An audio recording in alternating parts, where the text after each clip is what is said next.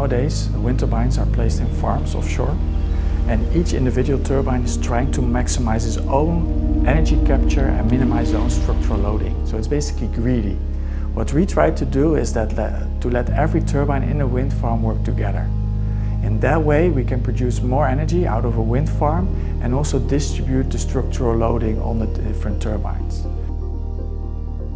So in a normal wind tunnel, the flow is typically uniform and no turbulence at all.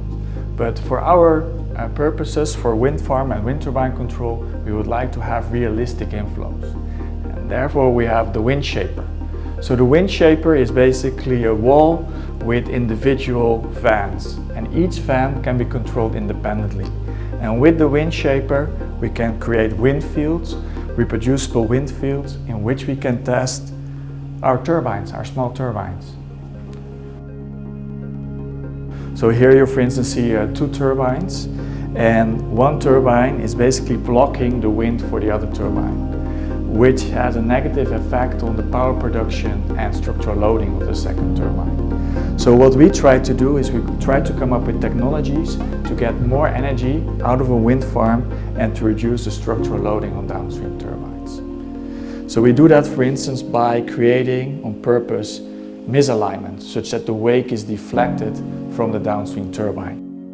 Or saying, okay, let's do some perturbations on the blades to create wake mixing behind the turbines. And that is now something we can test under realistic conditions.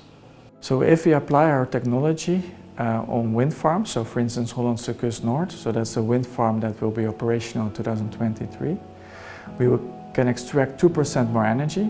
That basically means that we can provide electricity on top of what it's already producing to 15,000 households, around 15,000 households.